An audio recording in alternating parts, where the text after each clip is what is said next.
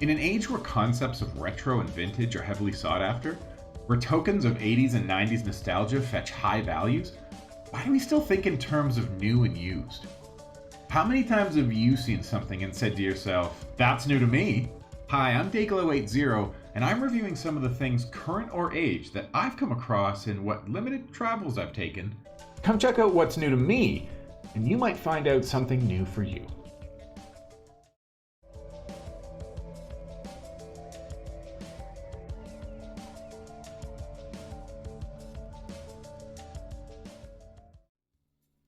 Today I'm reviewing Star Trek: The Next Generation Crossover by Michael Jan Friedman, published in 1995. I was 15 years old. I found this while browsing a thrift store in one of the outlying towns. Okay, it was a rich town. It was like a town of rich and richish people. Conservatives. Okay, so they're conservatives. Personal tip, if you are thrift shopping and you're making a day of it, travel to a heavily conservative town. They don't like to keep stuff. They throw stuff out and just buy new. That's all they do. I kid you not, this book I have sold for $30 in 95, and I bought it for $6 in pristine condition. It's just a great tip. Shop rich. Or shop off the backs of the rich. I found Mario Kart Double Dash for the Nintendo GameCube at this store, and it was selling for $90. So clearly somebody knows what they have when it comes to these products. It's sad, because that's like the last bastion of somewhere where you could find something that was worth a lot, but super cheap. Star Trek: The Next Generation, first airing on September 28th, 1987. The series spanned 178 episodes, beginning with the two-part premiere, Encounter at Farpoint. I would have been 7, and I loved that show. When I was 14, I was the only one in my basement at like 7 p.m. on a Friday night, taking in the adventures of Picard, Riker, Troy, LaForge, Crusher, Worf, Barclay. I look forward to your report, Mr. Broccoli. Barclay. Growing up in the country, I loved that show because I got to go to space vicariously. And it was the middle of nowhere, but fun. Crossover carries all of the things I love about Star Trek TNG episodes perfectly.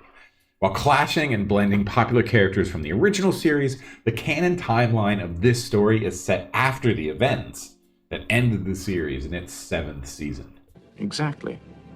For that one fraction of a second, you were open to options you had never considered. That is the exploration that awaits you. More precisely, though, Crossover begins 2 years following the conclusion of the 2-part episode, Unification. Halfway through TNG's 5th season, its creator Gene Roddenberry sadly passed away at the age of 70. Unification was dedicated to Mr. Roddenberry and aired its first episode on November 4th, 1991.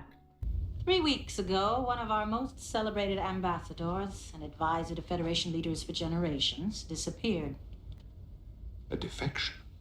The episode told the story of Admiral Spock's suspected defection to the Romulan Empire by Federation intelligence. A job only suitable to the Federation's Galaxy-class flagship. Picard and his crew investigate. In an intense adventure, they later find that Spock did not, in fact, defect at all, but has begun working with a group seeking to contact, connect, and unify with the Vulcan side of their Romulan heritage.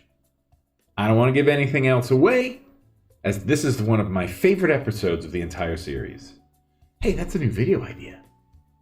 Anyway, in Crossover, the story starts with Spock meditating until he hears a Romulan come to his room.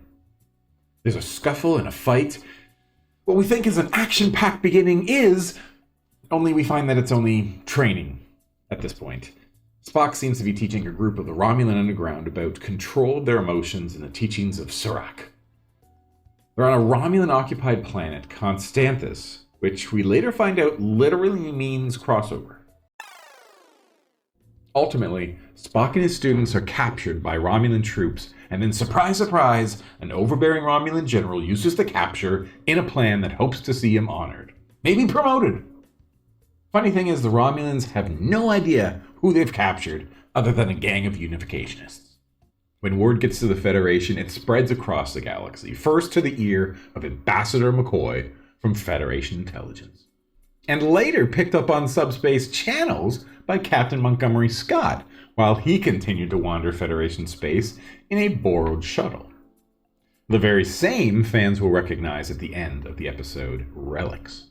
Unbeknownst to the other, each man plans an escape to help their decades-long friend from the Romulan Empire and the Tal Shiar. McCoy, with orders from Federation intelligence, enlists the use of Picard's ship and crew, while Scott finds a more creative solution with a familiar lady. I don't want to give away too much, but when McCoy relieves Picard of his command, that's when the action gets packed right in there, like only an hour-long syndicated show can do it. McCoy throws his weight around and takes charge of the entire Enterprise almost immediately. The man is nearly 150 years old in this part of Star Trek canon, and it's astounding to hear how much he's able to push people around. Also, I'm quite amazed at how little activity we get from Picard in the first half of the book. To be fair, though, this book is clearly coming from a fan of the original series who loved the opportunity to merge them with this one. I mean, since crossover was published a year and a half after TNG aired its final episode on May 23rd, 1994. I should have done this a long time ago. You were always welcome. Spoiler alert, I'm announcing a spoiler alert. If you do not want to know what happens that much in this book, do not continue further, or you can jump ahead like 10 seconds. In the meantime, while all of this is going on in the Enterprise, Montgomery Scott decides to go chase down history at a museum. Only he goes AWOL and takes the museum. With a cloaking device, no less. Honestly, that's all I can say. Friedman captures so much of exactly what Scotty would do in this current century beautifully. Beautifully. Fans of the series will be delighted by the subtle references to episodes long past. I mean, Michael Jan Friedman has elegantly implanted flashbacks in dialogue and description so that the reader is whisked back to when, Damon Bach tortured Picard with the Stargazer, or when Montgomery Scott was found by Riker's away team in a transporter signal that had been running for like 75 years. Crossover is a continued testament to the humanity that Star Trek conveyed and projected for all of us to identify with. While we all enjoy the final season of Star Trek Picard currently being aired, my nostalgia got rumbling to read something like this, and I'm glad I did. For those of you new and old to the Star Trek universe, I recommend exploring the novelized perspectives like this to help the story continue as it has in our hearts. I'm Dayglow80. Thanks for tuning into this review. Catch you on the next video, eh?